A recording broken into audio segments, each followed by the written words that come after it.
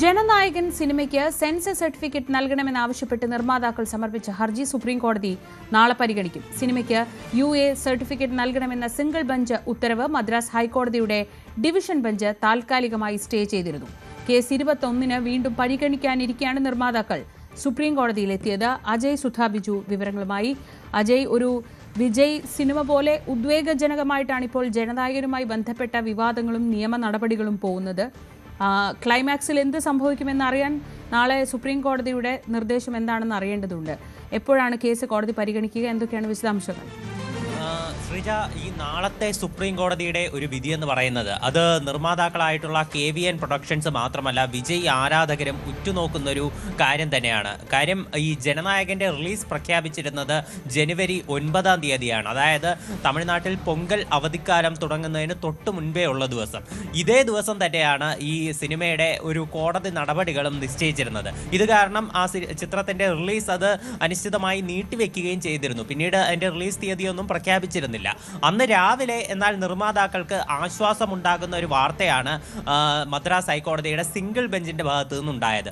ഉടൻ തന്നെ ഈ സെൻസർ ബോർഡ് അപ്പീലുമായി ഡിവിഷൻ ബെഞ്ചിനെ സമീപിക്കുകയായിരുന്നു. അതായത് ഈ സെൻസർ സർട്ടിഫിക്കറ്റ് അനുവദിക്കാൻ സിംഗിൾ ബെഞ്ചിന്റെ ഉത്തരവെന്ന് പറയുന്നത് ചിത്രത്തിന് UA സർട്ടിഫിക്കറ്റ് നൽകണം എന്നതായിരുന്നു. എന്നാൽ ഈ സെൻസർ സർട്ടിഫിക്കറ്റ് അനുവദിക്കാൻ സമയം വേണമെന്ന് ആവശ്യപ്പെട്ടുകൊണ്ടായിരുന്നു ഡിവിഷൻ ബെഞ്ചിനെ സമീപിക്കുന്നത് സെൻസർ ബോർഡ്. അപ്പോൾ മദ്രാസ് ഹൈക്കോടതിയുടെ ചീഫ് ജസ്റ്റിസ് അധ്യക്ഷനായിട്ടുള്ള ഡിവിഷൻ ബെഞ്ചാണ് ഈ സെൻസർ ബോർഡിൻ്റെ ഈ ഹർജി പരിഗണിച്ചുകൊണ്ട് ചിത്രത്തിന് താൽക്കാലികമായി ഒരു സ്റ്റേ ഇട്ടത്.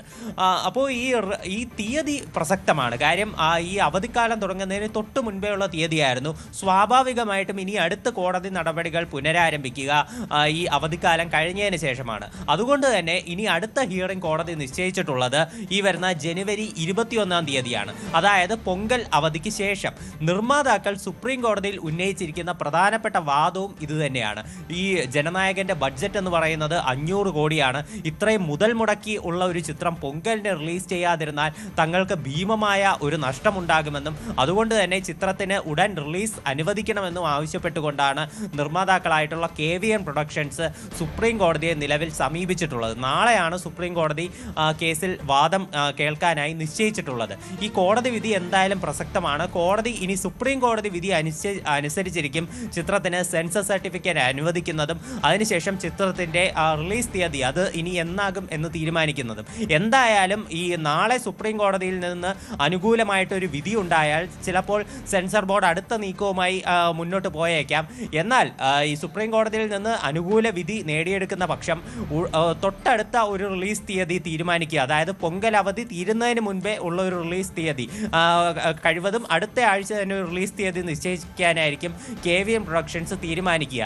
ഇനി 21-ാം തീയതി കഴിഞ്ഞ് ആണ് ഇതിൻ്റെ ചിത്രത്തിൻ്റെ ശരിക്കുള്ളൊരു വിധി വരുന്നതെങ്കിൽ മറ്റൊരു പ്രശ്നം കൂടി നിലനിൽക്കുന്നുണ്ട്. കാരണം ഈ കേരളം, തമിഴ്നാട് ഉൾപ്പെടെയുള്ള സംസ്ഥാനങ്ങളിൽ തെരഞ്ഞെടുപ്പ് പ്രഖ്യാപിക്കാനിരിക്കുകയാണ്.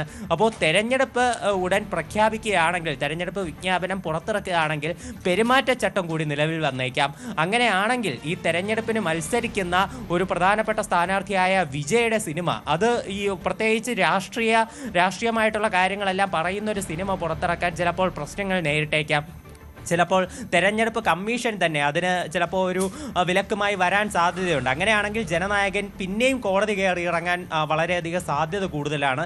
അതുകൊണ്ട് ഈ നീണ്ട് 21-ാം തീയതിയിലേക്ക് ഇത് പോകാതെ നാളെ തന്നെ ഇതിൻ്റെ നടപടിക്രമങ്ങളെല്ലാം പൂർത്തിയാക്കി ചിത്രം ഉടൻ തിയേറ്ററിൽ എത്തിക്കുകയാണ് നിർമ്മാതാക്കളുടെ ലക്ഷ്യം. ശരി. കൂടുതൽ വാർത്തകൾക്ക് News 18 Keralam YouTube channel subscribe ചെയ്യുക.